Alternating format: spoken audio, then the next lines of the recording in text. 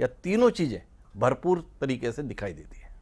हम बात कर रहे हैं हिमाचल प्रदेश के मुख्यमंत्री सुखविंदर सिंह सुक्खू की, जिन्होंने अपना राजनीतिक कैरियर छात्र जीवन से ही शुरू कर दिया। पर छात्र जीवन के शुरुआती दौर में ही वह एनएसयूआई के प्रदेश अध्यक्ष रहे, तकरीबन 7 साल तक प्रदेश अध्यक्ष रहे। फिर उसकी युवा इकाई अर्थात भारतीय युवा कांग्रेस के भी वह प्रदेश अध्यक्ष बने, तो 10 साल तक उसके अध्यक्ष रहे। फिर मुख्य संगठन अर्थात भारतीय राष्ट्रीय कांग्रेस की हिमाचल प्रदेश इकाई के भी वो अध्यक्ष रहे और तकरीबन 5 साल से भी ज़्यादा समय तक उन्होंने अध्यक्ष के तौर पर काम किया, 6 साल। अब वो मुख्यमंत्री के तौर पर भूमिका में है। तो एक संघर्ष, सफलता और स्थिरता, तो इनके साथ में है सुखविंदर सिंह सुक्खू, जो इस समय हमारे साथ में है। तो सुक्खू जी, बहुत बहुत स्वागत आपका हमारे इस कार्यक्रम में। और सबसे पहले जानना यह है कि इतने लंबी यात्रा, इतना लंबा संघर्ष, संगठन के स्तर पर इतना लंबा काम, उसके बाद मुख्यमंत्री पद का दायित्व, 6 महीने का समय गुजर भी गया, क्या भाया, संगठन या सत्ता? नहीं, ना संगठन भाई ना सत्ता भाई जी। संगठन में काम सीखा जी। सत्ता में प्रयोग किया जी। और निश्चित तौर पर मैं कह सकता हूं कि हम लोग राजनीति में इसलिए नहीं आए कि हमें विलासिता का जीवन जीना और सत्ता के लिए आए हैं। मेरे पहले दिन से ही है कि हम व्यवस्था परिवर्तन करने आए हैं और मुझे खुशी है कि पिछले 6 महीनों से हमने कई प्रकार के महत्वपूर्ण परिवर्तन नियमों में किए हैं, कानून बनाए हैं और समाज के अंतिम व्यक्ति तक पहुंचने की हमने कोशिश की है। उस दृष्टिकोण से मैं आज कह सकता हूं कि हिमाचल प्रदेश जो 40 साल से जो व्यवस्था चली थी उसमें बदलाव करके धीरे धीरे अपने पांव पर खड़ा होने की कोशिश कर रहा है और आत्मनिर्भरता हिमाचल प्रदेश की ओर बढ़ रहा है। तो इस दृष्टि से हमारी सरकार कार्य कर रही है, सभी सदस्य हमारे कार्य कर रहे हैं और आने वाले समय में आप परिवर्तन भी देखेंगे, बदलाव भी देखेंगे और व्यवस्था परिवर्तन भी सुचारू रूप से देखेंगे। परिवर्तन तो हिमाचल के स्वभाव में है, लंबे समय से देखते आ रहे हैं, एक बार कांग्रेस एक बार भाजपा, और आप आमूलचूल परिवर्तन की बात कर रहे हैं। किन के संदर्भ में परिवर्तन की बात कर रहे हैं? आप परमार साहब के परिवर्तन की बात कर रहे हैं, आप वीरभद्र सिंह के जी के परिवर्तन की बात कर रहे हैं, शांता कुमार के परिवर्तन की बात कर रहे हैं, धूमल जी के परिवर्तन की बात कर रहे हैं, या जयराम ठाकुर के परिवर्तन की बात कर रहे हैं? किसके तौर तरीकों से इतनी ना इत्तेफाकी आपको है कि आप कह रहे हैं कि मैं तो बदलाव के लिए आया हूँ, वही तो व्यवस्था में बदलाव करना है? किसकी व्यवस्था नहीं भारी थी सुक्खू जी को? सत्ता में आते हैं चाहे वो कोई भी थे, परमार साहब हमारे सबसे बड़े विजनरी लीडर थे जी, उन्होंने भी परिवर्तन किया। मैं तो उस व्यवस्था में जो पुराने कानूनों के सहारे आगे बढ़ रही है उसमें हम परिवर्तन करते जा रहे हैं और परिवर्तन दिखना चाहिए, परिवर्तन धरातल पर नज़र आना चाहिए। तो वो परिवर्तन जनता को हिमाचल में नज़र आ रहा है और धीरे धीरे ये हम और आगे बढ़ते जाएंगे और जो हिमाचल प्रदेश एक प्राकृतिक सौंदर्य से भरपूर था, उस हिमाचल प्रदेश को हम अपने पैरों पर खड़ा करने वाले बदलाव लेके आ रहे हैं, ताकि जो हम कर्ज के बोझ के तले जो दबे हुए हैं और जो आर्थिक बदहाली के दौर से हम गुजर रहे हैं, उस परिस्थितियों पर कैसे पार पाना है और कैसे आगे बढ़ना है, इस दृष्टिकोण से हमारी सरकार कार्य कर रही है और हम धीरे धीरे करके आगे बढ़ रहे हैं और अपने पांव पर खड़ा होने की कोशिश कर रहे हैं। 2 सवाल इसके साथ निकल कर आते हैं। एक तो थोड़ा विस्तार से आप बताएंगे क्या खल रहा था सुखविंदर सिंह सुक्खू जी को जब वह विपक्षी राजनीति कर रहे थे, जब वह संगठन के तौर पर दायित्व निभा रहे थे, जो अब उन्हें लग रहा है कि ये ठीक नहीं था, मुझे ये बदलना है, अब बदलने का मौका है? मैं ये नहीं कह रहा, सभी जो अपने मुख्यमंत्री काल में सबने अपने अपने तरीके से कार्य किया है जी। मैं थोड़ा आउट ऑफ बॉक्स जाके भी कार्य करना चाहता हूँ। हम चीज़ों को डिले नहीं करना चाहते जी। जो एक कॉस्ट अगर एक बिल्डिंग बनाने में 3 साल लगने उसको 7 साल बन रहे हैं, 8 साल लग रहे हैं, कई बिल्डिंगें 10-10 साल से बन रही हैं। जो हाइड्रो प्रोजेक्ट्स हैं हमारे पास उनको बनने में 12-12 साल लग रहे हैं। तो वो क्या हो रहा है, उससे क्या कमी आ रही है? वो डिले है, डिले करप्शन है। तो अगर आप उन्हें काम करना है तो काम को टाइम बाउंड नहीं किया तो गवर्नेंस मॉडल आपका फेल हो जाता है। गुड गवर्नमेंट के लिए गुड गवर्नेंस का होना ज़रूरी है, अच्छे शासन के लिए अच्छे प्रशासन का होना जरूरी है। तो प्रशासनिक स्तर पर हमने काम को बढ़ाया है और जो पिछले 40 सालों से जिस अव्यवस्था में जो रूटीन वर्क होता था, एक सरकार आती थी, दूसरी उसमें उसी नियमों के तहत चली जाती थी, एक सरकार आई, दूसरी चली गई, हर बार 5 साल में परिवर्तन हो जाता था। तो हम उस व्यवस्था को परिवर्तित कर रहे, जैसे आम आदमी को, गरीब आदमी को समय के अनुसार उचित उसके जो साधन है, उचित जो उसमें जो उसके लिए हमने कार्य करना वो पहुंच सके, इस दृष्टि से हमारी सरकार कार्य कर रही है। आप अपनी सरकार को इस दृष्टि से काम करना बता रहे हैं। सुर्खियों में आप आ रहे हैं बदहाली के संदर्भ में। पूरे देश में छा गया कि हिमाचल प्रदेश में सत्ता में आने के लिए कांग्रेस ने ऐसे वादे कर दिए जो अब उसे भारी पड़ रहे हैं, वो इतने भारी पड़ रहे हैं कि अपने कर्मचारियों को तनख्वाह देने के लाले पड़ रहे हैं। आपकी भी चर्चा में निगाहों से गुजरी वो खबरें। नहीं, क्या सच्चाई इसमें? मुझे तो ये नहीं समझ आता जी कि कौन से सरकारी कर्मचारी है जिनको पैसे नहीं मिले। जी ये तो एक नैरेटिव सेट किया जा रहा है। जी हमने ओपीएस दिया, जी हमने 1500 रुपये की पेंशन दी, कोई सरकारी उसमें नहीं है। जो भारतीय जनता पार्टी की सरकार ने जो लोन की जिस प्रकार आर्थिक बदहाली में हिमाचल प्रदेश को पहुंचाया जो पिछले 5 साल में, हम उससे उभरने की बात कर रहे हैं। जी हम नहीं कह रहे कि आप कह रहे हैं कि वो कर्मचारियों को, हाँ कौन से कर्मचारी ऐसे जी। है आप मुझे बता दीजिए। कोई भी हमारे विभाग का, कोई भी कॉरपोरेशन का, कोई भी सरकारी कर्मचारी है ऐसा नहीं है जिसको हर महीने रेगुलर पे ना मिलती हो। जी कुछ कर्मचारियों को 15 तारीख के बाद पे मिलती है, जो कॉरपोरेशन बोर्ड है जी उनको मिलती है, बाकी तो कोई भी ऐसा कर्मचारी है ही नहीं। ये एक नैरेटिव सेट किया गया। और किसने किया? जैसे आपके दिमाग में है, दिल्ली से पत्रकारों के फोन आए, जी राज्य के पत्रकारों का अभी मेरे सामने फोन कीजिए, जी। कभी ऐसी व्यवस्था रही, कभी भी नहीं। कर्मचारी सबसे और ये ज्यादा narrative set 2-2 कौन लाख कर रहा है? 2-2 लाख कर्मचारियों की रैली हो रही है। जी। ये नैरेटिव सेट हुआ ओपीएस के बाद, जी जब दूसरी सरकारों पर दबाव पड़ा कि जब हिमाचल जैसा छोटा प्रदेश अपने सरकारी कर्मचारी जिसकी संख्या काफ़ी है जी। और राज्यों के मुकाबले उनको ओल्ड पेंशन दे सकती है, तो और सरकारें क्यों नहीं दे पा रही है। तो इसको शुरू करने के लिए कि वहाँ तो देखो ओपीएस देने के बाद ऐसे हालात पैदा हो गए कि वो पे भी नहीं दे सकते, ऐसी बात नहीं है। हम अपने पाँव पर 4 साल में अर्थव्यवस्था को लाएंगे। कहने का मतलब ये है कि इस प्रकार के नैरेटिव से सरकार को जो बदनाम करने की कोशिश की गई है, सफल होने वाली नहीं है। जी भारतीय जनता पार्टी ने पिछली बार 14,500 करोड़ रुपया कर्ज लिया था और आरबीआई ही कर्ज की लिमिट फाइनेंस मिनिस्ट्री तय करती है। हमने भारत सरकार से पूछा कि आपने हमारे 5,500 करोड़ क्यों काट दी? जी 1780 करोड़ रुपये जो एनपीए का हमको वापस मिलना था वो क्यों नहीं मिला? जी तो इनसे हम कमज़ोर नहीं हुए हैं, हम कमज़ोर नहीं हुए, हम मजबूत हुए हैं। और आपको मैं बताऊं, 6 महीने में हमने अपने आय के साधन 2,000 करोड़ रुपए बढ़ा दिए। ये व्यवस्था परिवर्तन का ये कारण है कि हम 600 करोड़ रुपए से ज़्यादा की आय शराब में प्राप्त कर रहे हैं। पिछली भारतीय जनता पार्टी की सरकार ने जो शराब के ठेके थे वो नीलाम नहीं किए जाते थे, जी वो हर भरी 10% बढ़ाकर उनको रिन्यू कर दिया जाता था। आज 600 करोड़ बनाए हैं।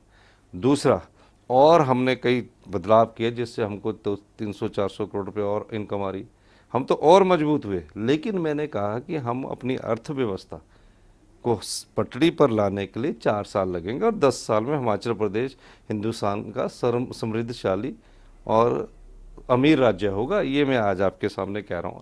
और जिस स्पीड से हम कार्य कर रहे हैं उसमें हम जल्दी ही पटरी पर पार कर लेंगे। लेकिन ये कहना, ये भी वो भी दिल्ली के पत्रकार, कोई आज तक का पत्रकार आया, कोई मेरे को तो ये चीज़ समझ ही नहीं आई कि दिल्ली, आप अपने लोकल पत्रकारों से तो पूछिए कि हिमाचल में क्या व्यवस्था है। जी।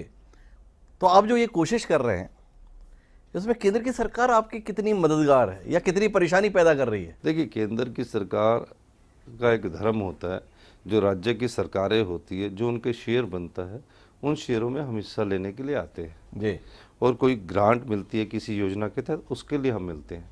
और ये हमारा दायित्व बनता है कि केंद्र की सरकार के पास जब वो दूसरे राज्यों की सरकारों को उनका शेयर समय पर देती है तो हम भी उनके पास जाते हैं और उनका, हाँ, ये हमारा अधिकार भी है। और केंद्र सरकार हमको, हम बात करके कहते हैं कि हमारी ये प्रॉब्लम है, इसको सॉल्व कीजिए। कई चीज़ें होती है। अब मैं फॉरेस्ट से संबंधित है केस हमारे कई होते हैं तो हम अपने फॉरेस्ट मिनिस्टर को मिलते हैं। जी। रेलवे से संबंधित हमारे केस है कि हम पैसा दे रहे हैं, हम ऐसी सरकार है जो रेलवे को भी 50% पैसा दे के बोल रही है कि रेलवे लाइन बनाइए हमारे बद्दी में, और पर हमें उसमें इक्विटी कर दीजिए। जब हमारा धर्मशाला का जो एयरपोर्ट है, जिसकी एक्सपेंशंस के लिए भारत सरकार ने अभी तक ना हाँ की है ना की है, तो हमने कहा कि हम 2000 करोड़ रुपया खर्च करके अपनी भूमि कर रहे हैं। तो हम आगे बढ़ रहे हैं।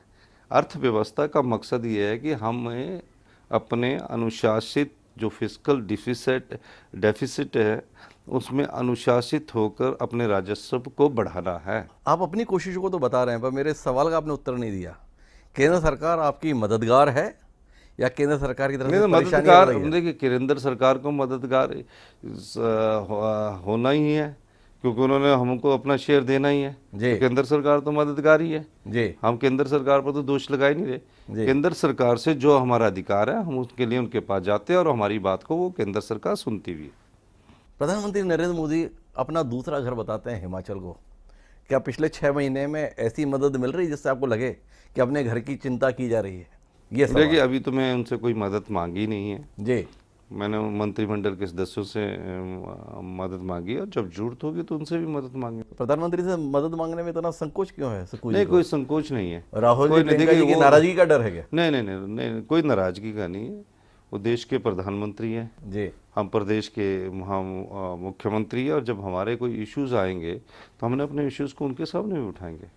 हिमाचल प्रदेश की आर्थिक स्थिति ठीक नहीं है, आप स्वयं बोल रहे हैं, आर्थिक बदहाली का शिकार है, तो भी आपको नहीं लग रहा है कि प्रधानमंत्री से इसमें दखल की, मदद की कोई अपेक्षा आपको रखनी चाहिए? जब दखल की बात आएगी हम जरूर बात करेंगे, क्योंकि ये क्यों हुई है। जी। हम इन्हें इन्वेस्टमेंट के नाम पर जो अपनी चीज़ें थी वो ड्रेन कर दी। जी। तो पिछले 40 इन्वेस्टमेंट ड्रेन हुआ। जी।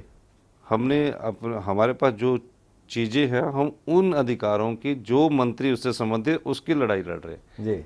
हम अपनी पानी, हमारा रॉ मटेरियल है, हम उसकी रॉयल्टी की लड़ाई लड़ रहे हैं। हाइड्रो प्रोजेक्ट्स हमारे लग रहे हैं, हम उसकी रॉयल्टी की लड़ाई लड़ रहे हैं। हमारे पानी हमारे क्षेत्र से जाता, हमको बीबीएमबी से एनओसी लेना पड़ता है पीने के पानी के लिए। हमें सिंचाई के लिए भी एनओसी लेना पड़ता है। हमारे वहाँ वेपोरेशन से धुंध के शहर बन रहे हैं, हमें कुछ मिल नहीं रहा। वो हम अधिकारों की लड़ाई पिछले 6 महीने से लड़ रहे हैं और आगे भी लड़ेंगे। पर इस लड़ाई में आपको, जो देश का सबसे बड़ा वर्तमान में राजनीतिक दल है, उसके राष्ट्रीय अध्यक्ष भी आपके गृह प्रदेश से आते हैं, माननीय जगत प्रकाश नड्डा जी। नड्डा जी आपकी लड़ाई में साथ खड़े हैं? नहीं, उनको साथ लेकर आप इस लड़ाई में कहीं गए हैं? लड़ाई लड़ना मेरा कर्तव्य है जी। हिमाचल के लोगों के अधिकारों की लड़ाई लड़ना मेरा कर्तव्य है, जिम्मेवारी है जी। जब उन्होंने हमें सत्ता सौंपी है तो हमने उनको कहा था कि हम सत्ता में आपके अधिकारों की लड़ाई लड़ने आएंगे और व्यवस्था परिवर्तन करने आएंगे। ये हमारा कर्तव्य है। नड्डा जी राष्ट्रीय भारतीय जनता पार्टी के अध्यक्ष है, और बड़ी खुशी की बात है, हमारी एक ही संसदीय सीट है, वहाँ से आते हैं, और एक छोटी सी स्टेट से, जी, एक छोटी सी स्टेट से राष्ट्रीय अध्यक्ष बनना बहुत बड़ी बात है। और मैं मानता हूँ कि आज उनकी सरकार पिछले 10 साल से है, और तब से वो राष्ट्रीय अध्यक्ष है, तो अच्छी बात है। हमारे राज्य के लिए कुछ, अरे उनके लिए तो अच्छी बात है, आपके लिए कुछ अच्छा करके दे पा रहे हैं कि नहीं दे हम पा तो रहे हैं? अपने सुक्कू जी को पिछले 6 महीने में किसी स्तर पर, प्रधानमंत्री जी का तो आपने कह दिया अभी मौका ही नहीं आया तो मैं गया नहीं, नड्डा जी के स्तर पर कोई मदद मिली या उनसे भी मदद के लिए अभी आपने पहले की? देखिए, हमें मदद कब चाहिए होती है, जो हमारे अधिकार है उस समय लेंगे ना जी। अभी तो हम अपने संसाधन हिमाचल के अंदर है उनको पहले एक्सप्लॉइट करना है, उनसे अपनी आय बढ़ानी है। और जहां अधिकार की बात है उस बारे में पत्राचार चल रहा है। जैसे पानी से संबंधित हमारी अधिकारों की बात है तो हमारा पावर मिनिस्ट्री से पत्राचार चल रहा है। रेलवे से संबंधित हमारे जो हम लैंड भी ले रहे हैं, इक्विटी दे रहे हैं, उनसे पत्राचार चल रहा है। तो ये चलता है। अभी नड्डा जी से हमें कोई जरूरत नहीं, नड्डा जी से जरूरत पड़ेगी अगर प्रदेश के सेवा के लिए और प्रदेश के अधिकारों की रक्षा के लिए। हम तो सब भारतीय जनता पार्टी के 4 MP जीत के आए, उनसे भी मदद मांगेंगे, नड्डा जी से भी मांगेंगे। तो आप आगे चल कर मदद मांगेंगे, लेकिन भारतीय जनता पार्टी जो आपके प्रदेश में सक्रिय है वो तो बता रही है 6 महीनों में हिमाचल का काम लग गया। सुक्कू जी के नेतृत्व में बदहाली के शिकार हो गए हर मोर्चे पर, आर्थिक रूप से खस्ता हाल हो गए, कानून व्यवस्था चौपट हो गई। अभी एक मनोहर हत्याकांड के सिलसिले में पूरे जिला स्तर पर धरने दिए जा रहे हैं। क्या कहते हैं आप, वाकई हालात इतने खराब है? अभी तो 20 दिन पहले शिमला म्यूनसिपल कॉरपोरेशन के चुनाव हुए हैं जी, उसमें ऐतिहासिक जीत हुई जी। और जो शिमला म्यूनसिपल कॉरपोरेशन के चुनाव है वो चुनाव चिन्ह पर होते हैं, हाथ का निशान और फूल का निशान। जी। तो अगर हालात इतने खराब होते तो ऐतिहासिक जीत हिमाचल की जनता हमें नहीं देती, पहली बात। जी आर्थिक बदहाली और आर्थिक परिस्थितियों को समझना बहुत ज़रूरी है। हमने कहा हम उसमें बिल्कुल ठीक बोले आप, हम बदहाली के दौर से गुजरे लेकिन उसमें पार पार पार पा रहे हैं। दूसरी बात, एक ऐसा हत्याकांड है हिंदुस्तान के इतिहास में जी जहां सभी परिवार के सदस्यों को गिरफ्तार कर लिया मनोहर हत्याकांड में, जी और तीसरे दिन हमने गिरफ्तार कर लिया, किसी को पता नहीं। भारतीय जनता पार्टी के नेता 7 दिन बाद उठकर उसमें आंदोलन की बात करते हैं, 7 दिन बाद उठकर आंदोलन की बात करते हैं। तो 7 दिन बाद उठने के बाद वो जो आंदोलन की बात कर रहे हैं, उनसे ये पूछिए कि आंदोलन किस चीज़ के लिए है। जी या तो गिरफ्तारियां ना होती, या पुलिस ने काम नहीं किया होता। तो राजनीतिक रंग देने के लिए उनको बेचारों को आंदोलन करना पड़ता है, और करना चाहिए। ये एक विपक्षी पार्टी की मुख्य भूमिका भी है, अच्छी बातें कर रहे हैं। तो विपक्षी की भूमिका में कौन है? कांग्रेस के साथ में तो दिक्कत ये रहती है पूरे देश के संदर्भ में, विपक्ष कम परेशान करता है, पार्टी के अपने लोग ही पर्याप्त हिसाब किताब चुकता कर लेते हैं। नहीं, अभी सुक्खू जी को इस प्रकार की परिस्थिति से गुजरना पड़ रहा है। नहीं, मुझे तो कभी नहीं गुजरना पड़ा। मैं एक राज्य है जहां अभी तक हमने पूरा कैबिनेट का विस्तार नहीं किया। जी एक राज्य है जहां लोग भारतीय जनता पार्टी के कुछ सोशल मीडिया में ऐसी खबरें, ऑपरेशन लोटस होने वाला, 1 महीने तक हमने मंत्रिमंडल नहीं बनाया। जी हमने ये सोचकर मंत्रिमंडल नहीं बनाया कि जो लोग जाना चाहते वो जाए। जी और आज भी मैं कहता हूँ, हम इसलिए नहीं है कि हम उनको पकड़ के रखें, जिसके मन में भावना कांग्रेस की विचारधारा के प्रति है वो यहाँ रहे, जिसके मन में विचारधारा के प्रति नहीं है वो जाए। कोई एमएलए तो नहीं गया। सुक्खू जी क्या कहते हैं, भाजपा ने ऑपरेशन लोटस चलाने की कोशिश नहीं की नहीं, या मेरा- कोशिश की सफल नहीं हुई? नहीं, हिमाचल प्रदेश में जनता इस चीज़ को पसंद नहीं करती। ये भारतीय जनता पार्टी के नेता भी जानते हैं और कांग्रेस के नेता भी जानते हैं। हिमाचल प्रदेश में इस प्रकार की परिस्थितियों में आपका क्या कहने का आशा है? बाकी राज्यों में जो ऑपरेशन लोटस तो कॉल्ड होता है तो वहाँ की जनता पसंद करती है। नहीं, छोटा राज्य है हमारा, हमारी संख्या कम है तो बड़ी जल्दी ये बातें फैल जाती है। मैं दूसरे राज्यों की बात नहीं कह सकता। लेकिन जानने में दिलचस्पी है, कौन ज़्यादा परेशान करता है सुक्खू जी को, कुछ जयराम ठाकुर जी या मुकेश अग्निहोत्री जी? आप वो सवाल पूछ रहे जिससे कोई परेशानी ही नहीं है। आप सवाल पूछो कोई आपके पास तथ्य हो कि ये लोग आपको परेशान करते तो अच्छा होता। मेरे को मतलब तो जयराम ठाकुर भी आपको परेशान नहीं कर रहे? नहीं, उनका अपना दायित्व है। जी उनका अपना दायित्व है, लोकतंत्र में वो विपक्ष के नेता है, उनको ये भूमिका अदा करनी है। जी मुझे सत्ता पक्ष के नाते, मुख्यमंत्री के नाते एक भूमिका अदा करनी है। जी मैंने अपने कार्य से लोगों को बताना है कि मैं ये कार्य कर रहा हूँ। वो अपने विरोध के द्वारा हमें ये गिनतियाँ गिनाएंगे कि आपकी ये गलती है, हम उसमें भी सुधार करते हैं। लेकिन जयराम ठाकुर तो लगातार बयान देकर बताते हैं सुक्खू जी की प्राथमिकता में हिमाचल की जनता नहीं, एक परिवार है जो आपको परेशान नहीं कर रहे। उनके देखिए, बयान तो ये हैं।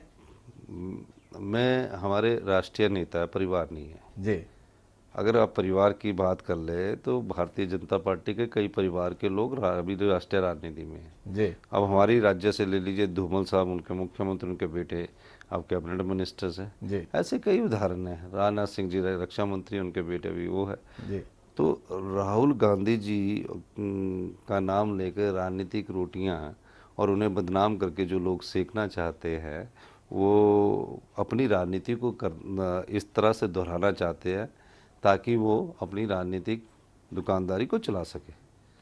मैं ये कहता हूँ कि हर एक पार्टी का अपना एक नेता होता है, उसकी एक सोच होती है। ये राहुल गांधी जी को कोई प्रधानमंत्री की कुर्सी का लालच नहीं है। प्रधानमंत्री की कुर्सी तो डॉक्टर मनमोहन सिंह जी के समय 2009-10 में भी उनको मिल सकती थी। पूरी कांग्रेस पार्टी उनके पीछे खड़ी करती थी।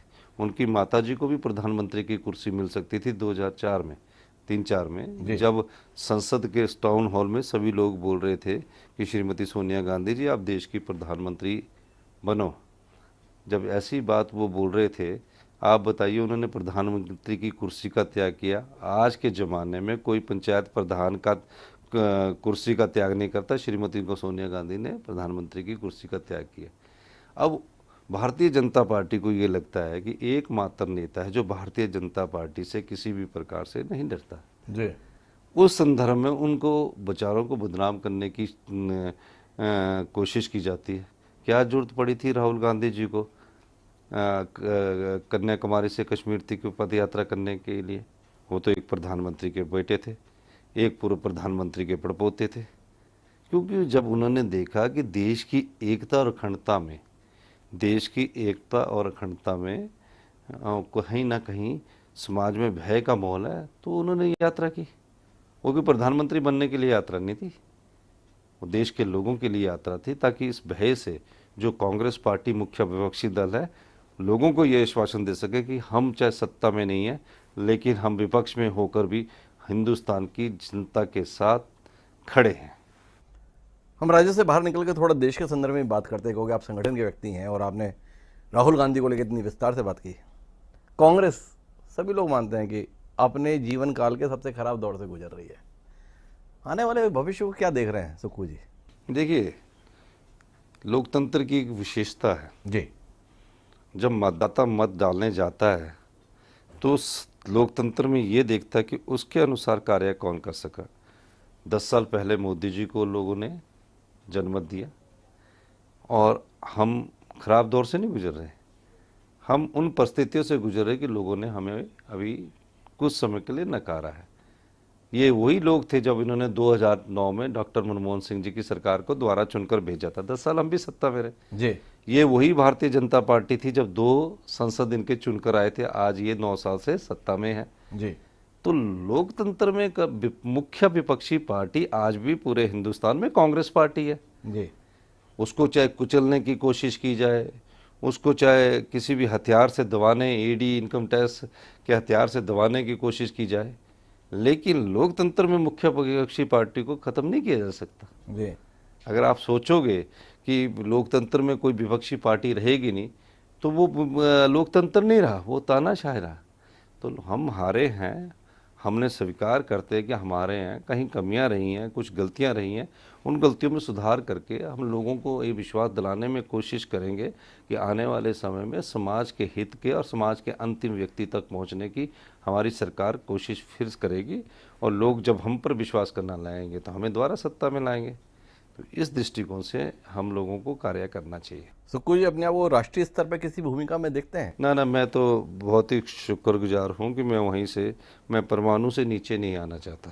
हमारा एक क्षेत्र है, वहाँ के बाद चंडीगढ़ लगता है, मैं उसे वहीं रहना चाहता हूँ।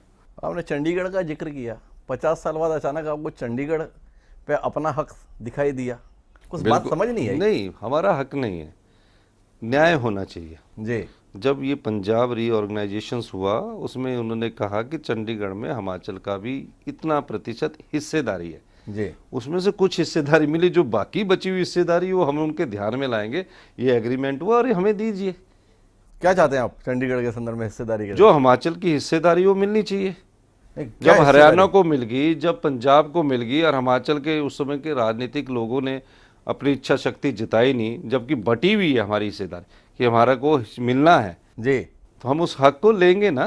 जी, हम उस हक को लेना चाहते हैं। अब हमें ज़रूरत है, हमारे लोगों को ज़रूरत है। हमारे लोग पीजीआई जाते हैं, चंडीगढ़ में जाते हैं, लोगों को रहने को नहीं मिलता, तो हम उनसे लेंगे, हम उनसे मांगेंगे कि ये एग्रीमेंट है, इसमें हरियाणा को आपने उनका अधिकार दे दिया, चंडीगढ़ में जो उनकी ज़मीन थी उनको दे दी, पंजाब में जो उनकी ज़मीन थी उनको दे दी, हिमाचल की जो आपने हमारे साथ एग्रीमेंट किया वो हमें दीजिए, और वो देंगे। अभी संवाद से ही सुलझा जाता है, लड़ाई नहीं कर रहे, हम वो डोमेन में ला रहे कि ये हमारा अधिकार है, कृपया करके हमारे पर आप हमारे अधिकार से वंचित मत कीजिए, हमारे लोग ये चाहते हैं, इस अधिकार की लड़ाई। अब अपन बातचीत को आखिरी दौर में ले जाते हैं सुक्खू जी, और आपसे जानना ये चाहते हैं कि हिमाचल के संदर्भ में नेता कितने भी बड़े रहे हों, पर सरकार को वापस लाने में सफल नहीं रहते।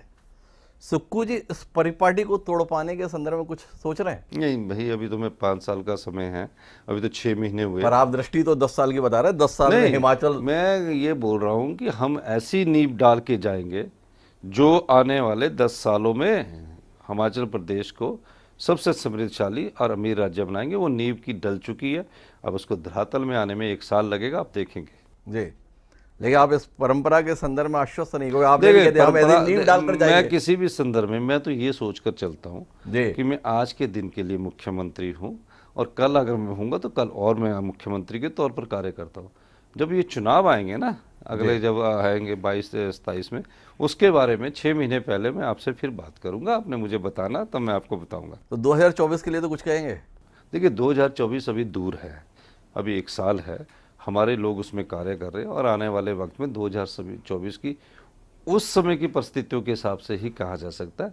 मैं कोई भविष्यवक्ता नहीं हूँ वह, लेकिन मैं ये कह सकता हूँ कि अगर हमने अच्छा कार्य किया होगा तो 2024 में लोगों का मत हमारी तरफ जरूर आए। इस दृष्टिकोण के अंतर के संदर्भ में क्या कहेंगे? जनवरी में देश के प्रधानमंत्री नरेंद्र मोदी कहते हैं कि अब समय नहीं बचा है, 400 दिन बचे हैं, एक एक कार्यकर्ता लग जाए।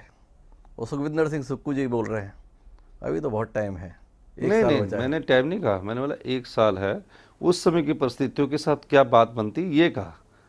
परिस्थितियां बहुत मैटर करती है चुनावों से पहले की।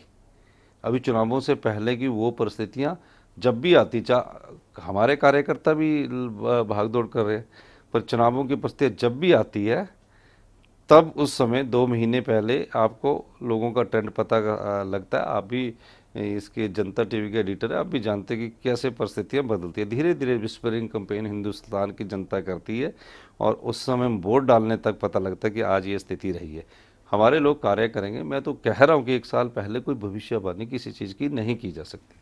आखिरी सवाल, आपकी बायोग्राफी देखता हूँ तो पता चला कि आपने बड़ा संघर्ष किया जीवन में। आपके पिता एक वाहन चालक हुआ करते थे, अपने कॉलेज की पढ़ाई करने के लिए आपने अखबार बेचे, दूध बेचा, नहीं, वॉचमैन की नौकरी की। नहीं, वॉचमैन नहीं, मिलक दूध बेचा जी, एजेंसी होती थी जी। अखबार नहीं, तो मैं जानना ये चाहता हूँ आपसे, एक जना बताता है कि उसने चाय बेची, वो देश का प्रधानमंत्री हो गया। एक व्यक्ति ने दूध बेचा, वो प्रदेश का मुख्यमंत्री हो गया। दूध बाकी लोगों के लिए कुछ बचेगा कि नहीं बचेगा? नहीं, ऐसा नहीं है।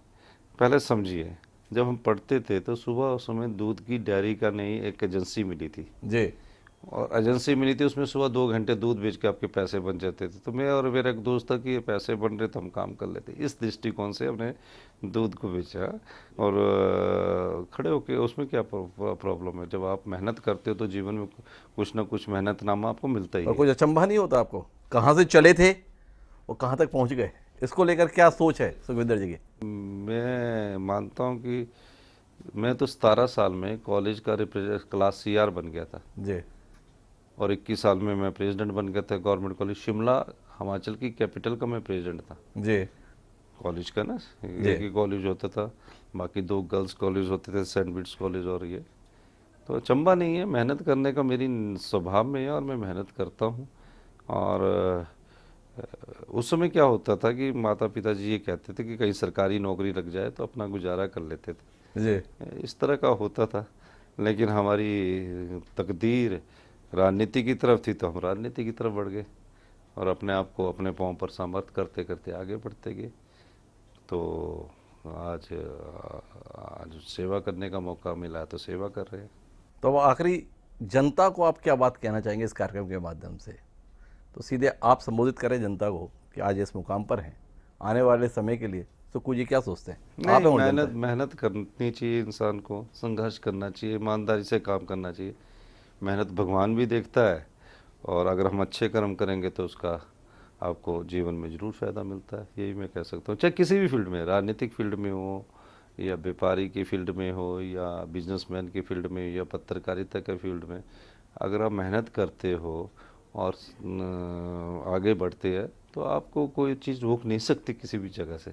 अड़चने देखिए हर जगह आती है, चाहे किसी भी चीज़ में चले, अड़चने पैदा करने वाले हाँ आपके पास लोग होंगे ही, लेकिन उन अड़चनों को पार करने के लिए आपको और डबल संघर्ष करना पड़ता है, तब आगे बढ़ते हैं। तो बड़े मर्म की बात जो सुखविंदर सिंह सुक्खू जी कह रहे हैं वो ये है कि मेहनत का कोई विकल्प नहीं है। अगर आप ईमानदारी से मेहनत करते हैं तो ईश्वर भी देखता है। संघर्ष का समाधान मेहनत से होता है और यह मेहनत ही है कि एक बेहद साधारण परिवार में जन्म लिए हुए सुखविंदर सिंह सुक्खू आज हिमाचल प्रदेश के मुख्यमंत्री के तौर पर बैठे हैं। उनका दावा है कि वो ऐसी नींव तैयार कर रहे हैं कि आने वाले 10 वर्ष में हिमाचल एक उन्नत राज्य के तौर पर देश के सम्मुख होगा। तो कुल मिलाकर उनके सपने के संदर्भ में हमारी शुभकामनाएं। सुक्खू जी आपका बहुत बहुत धन्यवाद इस चर्चा का हिस्सा बनने के लिए। तो दोस्तों आज के इस कार्यक्रम में इतना ही, जल्द फिर मिलेंगे किसी नई शख्स से। मुझे दीजिए इजाजत, सदा प्रणाम।